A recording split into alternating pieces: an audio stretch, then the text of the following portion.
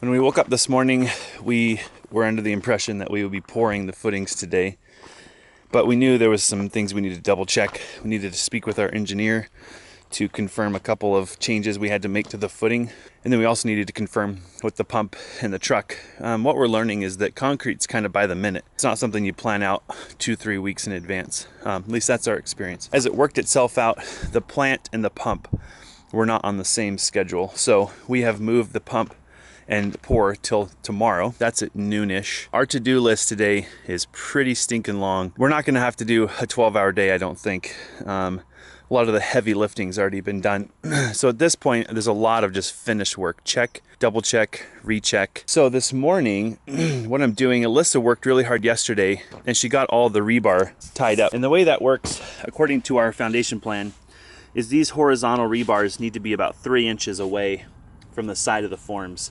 So quite a bit of time is going to be needed to go back and adjust these rebars. But where the rebar overlaps, when you pour foundation or concrete, your rebar, where it terminates, like this guy right here, you actually have to have 2 feet of lap on each bar. Where these lap, we have to tie them together strongly, otherwise you get this flopping in the wind. When you pour concrete in there, this rebar is going to go all over the place if it's not secured down with wire.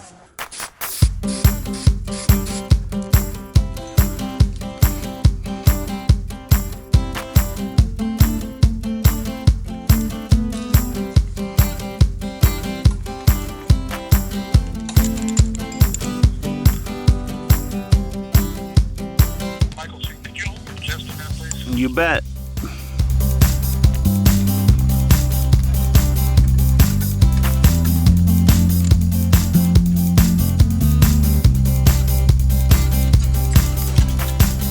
Got off the phone with our engineer, which was wonderful. Shelter Institute has been helping us with this project and just checking all these things, like this unbalanced backfill wall back here is a pretty big issue, and they've been very, very helpful in making sure that the plans are done correctly. And it was very nice. They called me right back within a couple of hours and helped me to just double check some things. For example, we've got these huge piers in the middle of the building that support the center posts. The way the plans are drawn, we're going to be using a drill and drilling out and placing an anchor, which is called a Titan HD anchor. But if we're not going to do that, because we're pouring the footings now, we would need to place bolts. But we needed to know whether we need to do that now because the pour is going to happen. So having an engineer who can help you, may not be, pick up the phone immediately, but get right back to you and help answer these questions is super helpful for us. They did confirm that our 3-foot pier in the front, it's not going to hurt anything to have a mat in there to provide a little bit of extra bearing on that footing. But they did say that the plans are drawn and they're fine the way they were drawn. So it's really helpful to have a team of people guiding us. Although Alyssa and I have to actually do the work and follow the plan, having people who are knowledgeable and accessible, this is going to be a big key to our success. So next on the to-do list, these step downs need to be formed up. So we're going to use 3/4 plywood to form 3 sides of this step down, and then we'll have to clean some of this rock out. I didn't want to build these until Alyssa had all this stuff tied up because getting down in there is already pretty tight.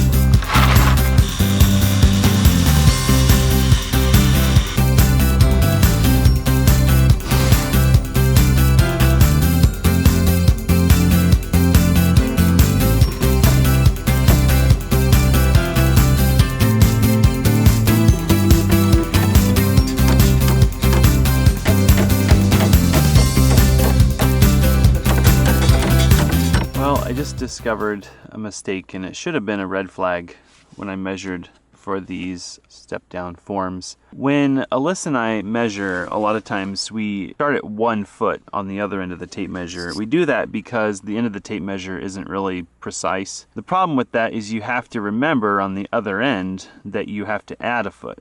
It actually helps with accuracy, but if you make a small oversight, you'll cut something probably a foot too short or a foot too long. This form right here is actually out too far. The way these step downs are built, they're built so that the first course of ICF will sit flush with the face of this step down, and that will be our frost wall. The way it's built now, we could cut an ICF block, which wouldn't be that big of a deal, and put that block right here. Or my other option is I can take the time to remove the step down forms, remove my exterior bracing, and cut these forms back 1 foot. And then both of these rebars here are going to have to be corrected. This one, thankfully, is just an extension, so it can be moved down. This one can be moved down, but these two on the top would actually have to be removed and re-bent back here where the correct step down is. So this 1 foot of oversight could generate at least a couple of hours of corrections. So after kind of scratching my head on that for a while, the only change that we'll have to make there is to trim a block 1 foot, which could take 30 seconds. So I'm going to do a little bit more tweaking to that form work and set it up the way it is. I am committed, to making sure these forms are set up correctly, but that 1 foot will generate a tremendous amount of work today and ultimately shouldn't jeopardize the project at all. Got all these step downs completely formed out. This step down took me 10 minutes and that step down over there took me an hour and a half, and that's what happens when you make mistakes in your cuts. But to boost morale, this lovely lady showed up with a burrito. Hey, with breakfast. And chocolate covered almonds and kombucha. Yeah, she had to make a last minute run, Monday morning run, for a couple of things that we needed for the foundation. Number 6 rebar, which you got. Yep. And they cut it for us. They did. So if you're out there watching this and you're looking for a cheater, have the people you get your rebar from cut it, especially if it's number 6. Yeah, that would be so much effort. I don't think we could cut it. Yeah. Maybe with a chop saw, maybe, or something like that, but... Picked up some linseed oil so we can spray our forms tomorrow. Yeah. Yep, oil. And picked up more rebar ties. Picked up magnesium floats. Yes, floats. Had to buy 2 of those. Yeah, we were hoping to borrow some, but if we borrow them, great. If not, no sweat. I was gonna say I only spent like a couple $100. Well, I overbought a couple things just in case. Yep. But yeah, it was a good productive Monday morning supply run. So now she's gonna go around and spend a little time just fine-tuning the rebar positioning in the footing. And then I think I'm gonna start working on the mats for these piers. Here's an example of something I wanna fix. I'm not trying to be like exact with our measurements, but this rebar is only about 2 inches, 1.5 away from the corner here. So I'm just gonna pull it back out a little bit so it's more like 3 inches. Here's another one that's only about 1 inch in, so probably try to pull that over to here as well.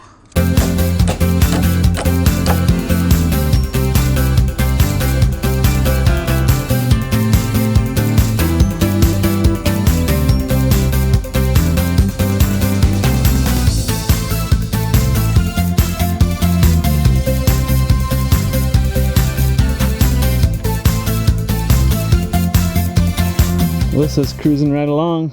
Yes, I am. She's found a way to tame the steel. So I got these mats done inside the piers. And Alyssa, when you have a second, this still needs to be tied up there, just in case you forgot. I skipped that time. Okay, no worries. Okay. And this mat's also complete. And then just about to tie up the mat on the front here. And then all the mats are complete. And then it's time to go back to the to-do list and see what's left. I know we're closing in on being done though.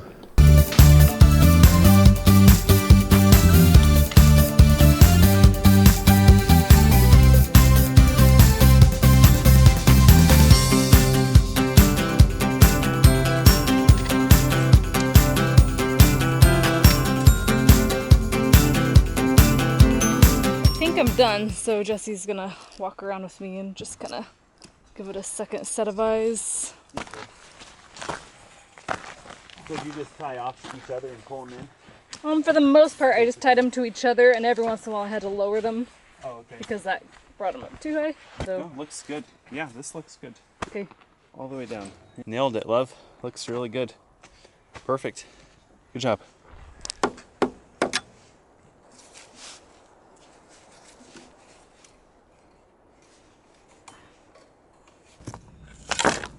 Looking good. Uh-huh.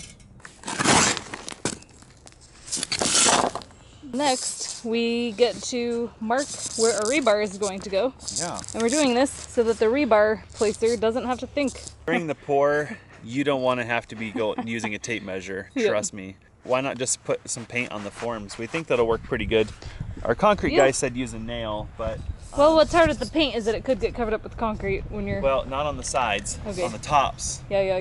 But on the sides, if we put a nice, generous mark down, I don't think Well, the and it whole doesn't side have of the to be form- exact. No. Not really. But if you put a nail in there, Jason can get lost so fast because there's so many nails on the sides of the forms that It's true. So there's going to be a piece of rebar right in the middle of this corner, right? So what we need to do, we're going to spray paint these marks on the inside of the forms, not the outside.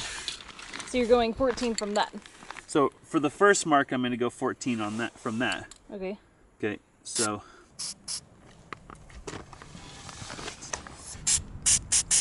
the vertical rebar that we're stabbing in when we pour the footing, it's kind of confusing because what I'm sitting on right now is actually going to become a frost wall. But we're pouring the ICF walls and the frost wall all at the same time because one row of our block will become our frost wall. So it's a little trippy in the mind because right here, what I'm sitting on will be one course of ICF block, which is a frost wall. And then after that row of block stops, from then up is our ICF walls.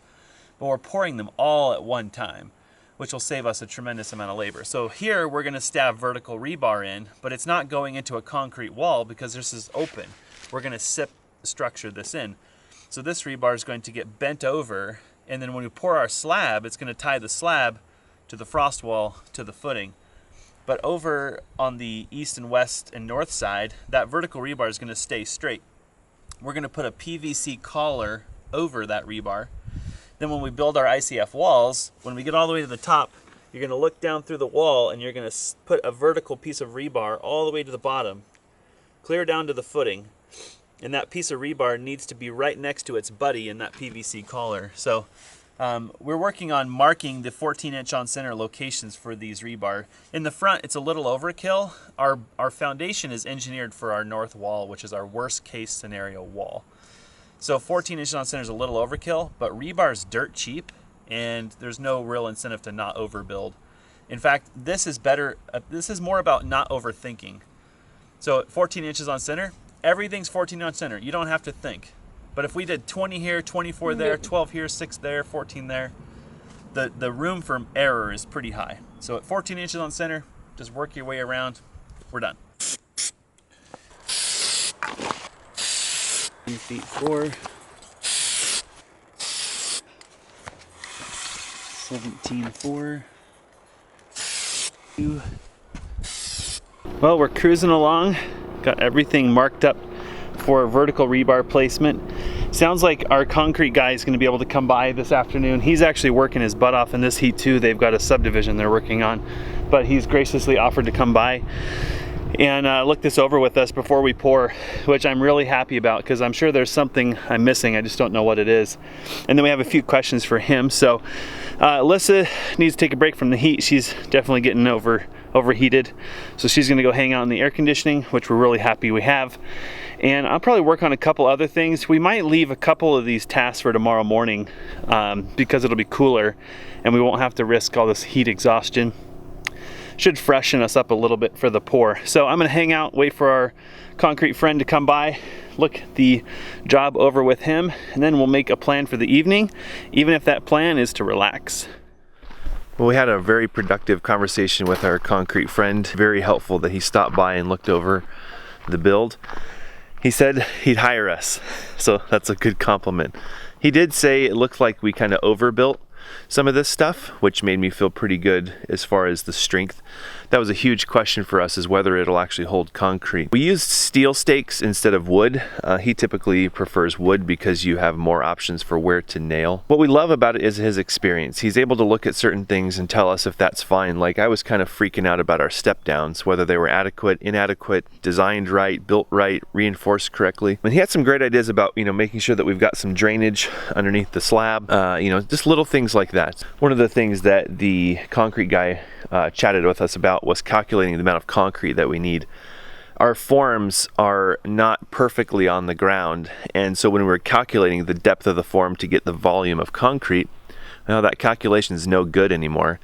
So I think when we originally calculated our forms, we had about 8.3 yards. So we're thinking, well, we'll probably order 9 and we'll be safe. But some of our forms are a little higher off the ground. They're going to be a little thicker. We had to add some length to the step downs because of the mistake that we made in measuring the block first, and then also measuring the location of the step down, which adds more concrete.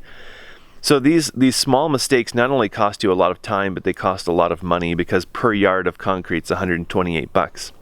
So it looks like we're going to be ordering 11 yards. Why is that significant? Well, it actually turns out that that's 2 trucks. Legally, they can only carry 10 yards per truck here. So we need to call the plant this morning and confirm that we're going to be able to get 2 separate trucks.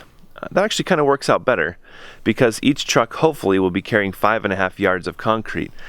And that'll give us a short breather during the pour where we can catch up to the pump guys and make sure that they're not outrunning us. If they outrun us, that's a big problem.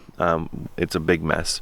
So hopefully this will actually work out in our favor. It's going to cost us a little bit more, probably around $250 more, $260 more in concrete because of the mistakes that we made with the forms. We're fine with all that stuff. So today is pour day. We've got a to-do list to finish up. We got to make some quick phone calls. That's going to be its own video. We'll see you next time.